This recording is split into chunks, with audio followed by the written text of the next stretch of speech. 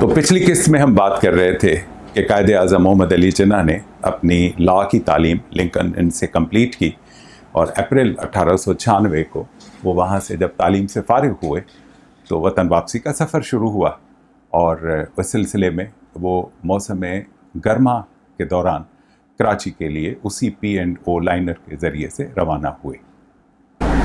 लेकिन कराची में उनकी दुनिया बिल्कुल तब्दील होकर रह गई थी। जब वो इंग्लैंड में थे तो उसी दौरान उनकी वालदा और उनकी अहलिया का इंतकाल हो चुका था और जब ये तालीम मुकम्मल करके वापस पहुँचे तो इनके वालिद का कारोबार मुकम्मल तौर पर तबाह हो चुका था।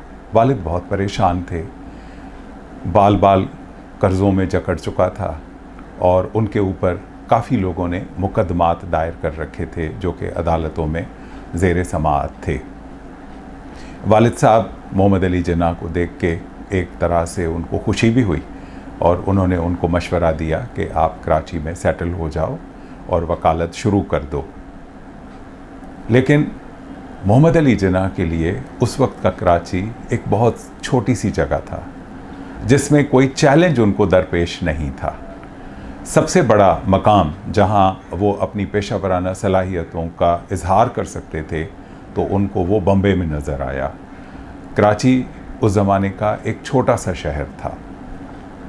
तो मोहम्मद अली जिन्ना ने फ़ैसला किया कि वो बम्बे में जाके अपनी वकालत का आगाज़ करेंगे और 18 अगस्त 1896 को उन्होंने बम्बे की हाई कोर्ट में ये दरख्वास्त दी कि उनका इंदराज बहैसियत एक बैरिस्टर के किया जाए। ये दरख्वास्त जो मुरवजा कवानीन थे 2 जजेस के पास गई और उन्होंने 24 अगस्त 1896 को मोहम्मद अली जिन्ना को इजाज़त दी कि वो बम्बे में मुस्तक़िलन अपनी प्रैक्टिस शुरू कर सकते हैं। इसके साथ उनके वकालत के पेशे का आगाज़ हुआ और गालबन जो सबसे पहला केस उन्होंने लड़ा वो कराची की डिस्ट्रिक्ट कोर्ट्स में था, जिसके लिए वो सितंबर में अपीयर हुए और दिसंबर 1896 को यहाँ के मजिस्ट्रेट ने उस मुकदमे का फ़ैसला सुनाया। कराची से वापसी पर वो बम्बे जब पहुँचे तो उन्होंने अपोलो बंदर के इलाके में एक अपार्टमेंट किराए पे ले लिया और जनवरी 1897 से उनकी ज़िंदगी का एक नया आगाज़ होता है बहैसियत एक वकील के। इब्तदाई तौर पर मेहता ग्रुप ऑफ लॉयर्स एक ग्रुप था वकीलों का, उसके साथ मुंसलिक हुए, लेकिन इनका रख रखाव, इनकी पर्सनैलिटी और इनका अपने सब्जेक्ट पे जो अबूर था उसने इनको बहुत मकबूल किया लॉयर्स कम्युनिटी में। और उस ज़माने में अंग्रेज़ों की जो लॉयर्स की जो कंपनीज़ थीं वो ज़ाहिर है कि बहुत अहमियत रखती थीं। इनको उन अंग्रेज़ कंपनीज़ ने ऑफ़र की कि आप हमारे साथ वाबस्ता हो जाएं। इस तरह से जो अगले 3 साल हैं 1897 से लेके 1900 के मई तक ये मुख्तलिफ जो लॉयर्स के ग्रुप्स थे, जो चैम्बर्स थे, उनके साथ वाबस्ता हुए और अपनी प्रैक्टिस करते रहे। मई 1900 में एक अपॉर्चुनिटी पैदा हुई जिसने जिन्ना साहब को पहली और आखिरी मर्तबा नौकरी से रूशनास किया।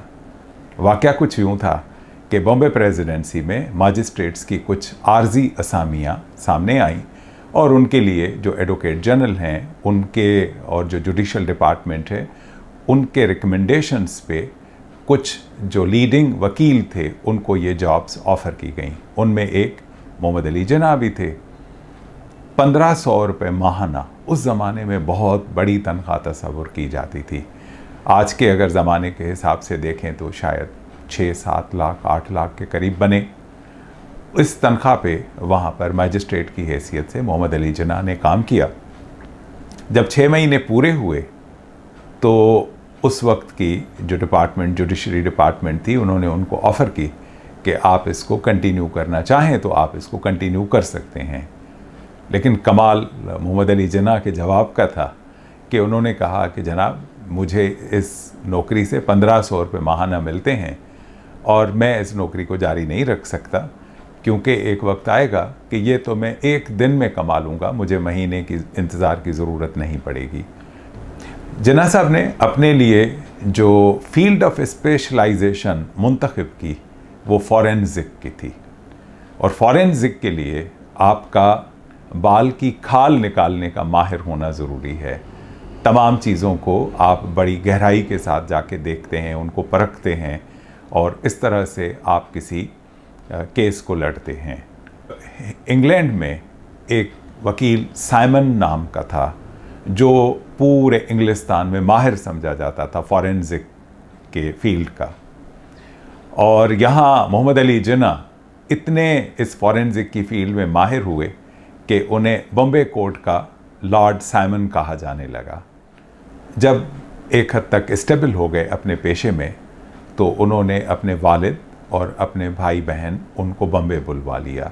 वालिद पुराने ज़माने के आदमी थे, जिन्ना साहब के जो रहने के इलाके थे उनसे वो इतना ज़्यादा यकीनन मानूस नहीं रहे होंगे, इसलिए उनको खोजा कॉलोनी बॉम्बे में एक घर लेके दिया जहाँ पर वो अपने बच्चों के साथ रहते थे। जिन्ना साहब ने अपनी रिहाइश अलग रखी और हर इतवार उनके साथ गुजारते थे। बॉम्बे में रिहाइश के दौरान ही उनके वालिद का अप्रैल 1902 में इंतकाल हो गया और अपने तमाम भाई बहनों की ज़िम्मेदारी मोहम्मद अली जिन्ना के कांधों पर आई और उन्होंने अपनी इस ज़िम्मेदारी को बखूबी अदा किया। इस हद तक अदा किया कि अपनी आखिरी वसीयत तक में अपने भाई बहनों के लिए कुछ न कुछ रकम ज़रूर छोड़ी। जब वो अपने पेशे में मुकम्मल तौर पर मुस्तहकम हो गए तो उन्होंने सियासत की तरफ कदम बढ़ाया। ये भी एक सबक है कि जब तक वो पेशे में मुस्तहकम नहीं हुए थे उन्होंने सियासत में कभी हिस्सा नहीं लिया। सबसे पहली उनकी एक एसोसिएशन की मेंबरशिप थी जो 1903 में बॉम्बे प्रेसिडेंसी एसोसिएशन में हासिल की।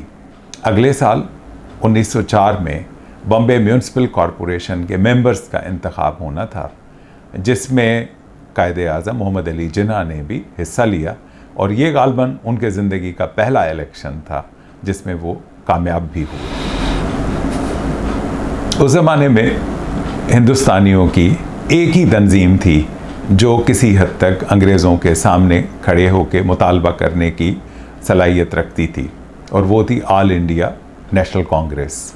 1909 में मॉर्ले मिंटो रिफॉर्म्स के तहत हिंदुस्तानियों के लिए लेजिस्लेटिव काउंसिल्स में कुछ ज़्यादा सीट्स रखी गईं और जो मरकज़ी लेजिस्लेटिव काउंसिल थी जो कलकत्ता में बैठती थी उसमें 60 अरकान की जगह इलेक्शंस के ज़रिए खाली थी और उसमें मोहम्मद अली जिन्ना ने कंटेस्ट किया। इस तरह से मुस्लिम मेंबर फ्रॉम बॉम्बे ये सीट थी जिस पे उनका इंतखाब हुआ और उस कौंसल में वो शरीक होने लगे। दूसरी तरफ 1906 में बंगाल में ऑल इंडिया मुस्लिम लीग की बुनियाद डाली गई, लेकिन ये तंजीम ज़्यादातर उन लोगों पे मुश्तमिल थी जो बड़े नवाब थे, ज़मींदार थे और इनके करीबी मरासिम अंग्रेज़ों के साथ थे, इसलिए उनको अवाम में ज़्यादा पजीराई हासिल नहीं हो सकी थी। इस दौरान मुसलमानों के बहुत सारे इश्यूज़ पैदा हुए। कानपुर की एक मस्जिद थी, उसको शहीद कर दिया गया। बंगाल की जो तकसीम थी उसको ख़त्म कर दिया गया और इस तरह के जो भी ऐसे मामलात उठते थे उनमें मुस्लिम लीग कोई फ़ाल किरदार अदा करने की पोजीशन में नहीं थी। मुतालबा जड़ पकड़ने लगा कि मुस्लिम लीग मुसलमानों की नुमाइंदगी करे सही तरीके से। ये मुतालबा बहुत सारे लोगों के लिए काबिल कबूल नहीं था जो कि उस वक्त मुस्लिम लीग की क़यादत कर रहे थे और नतीजतन 1912 में आगा खान ने सदारत से मुस्तफ़ी होने का ऐलान किया। इस तरह से मुस्लिम लीग को एक नई डायरेक्शन में मूव करने का मौका मिला। 1913 की बात है कि मोहम्मद अली जिन्ना लंदन गए हुए थे अपने किसी सिलसिले में। वहाँ पर मुसलमानों के दो सरकर्दा रहनुमा जिनमें मौलाना मोहम्मद अली शामिल थे, ये वहाँ पर लंदन में अपने किसी सिलसिले से आए और उन्होंने मोहम्मद अली जिन्ना से वहाँ पर मुलाकात की और उनको इंसिस्ट किया कि आप मुस्लिम लीग में शमूलियत अख्तियार कीजिए, मुसलमानों के मामलात को आपके तदब्बुर की, आपके अक्ल की, आपके टैलेंट की ज़रूरत है। मोहम्मद अली जिन्ना ने मुस्लिम लीग में शमूलियत इस शर्त पे कबूल की कि इससे उनके जो ज़िंदगी का आला तरीन नस्बुल ऐन है उस पर कोई साया तक नहीं पड़ेगा। उनकी इस शर्त को कबूल कर लिया गया और उसके बाद मोहम्मद अली जिन्ना दोनों पार्टीज़ के मेंबर थे और इसी वजह से उनको हिंदू मुस्लिम यूनिटी का सफ़ीर करार दिया जाता है कि उन्होंने दोनों कम्युनिटीज़ को एक दूसरे के करीब लाने की कोशिशें की और उसमें एक हद तक कामयाब हुए। सबसे पहली कोशिश उनकी ये थी कि इन दोनों पार्टीज़ के जो एनुअल सेशंस हैं वो एक ही जगह पर एक ही शहर में मुनक्किद हों और इस तरह से 1915 में ऑल इंडिया मुस्लिम लीग और ऑल इंडिया नेशनल कांग्रेस ने अपने सेशंस दिल्ली में मुनक्किद किए और दोनों पार्टीज़ ने अपनी एक एक कमेटी बनाई जो कि दूसरी पार्टी के साथ मामलात तय करेगी ताकि एक कौमी मौक़िफ़ अपनाया जा सके।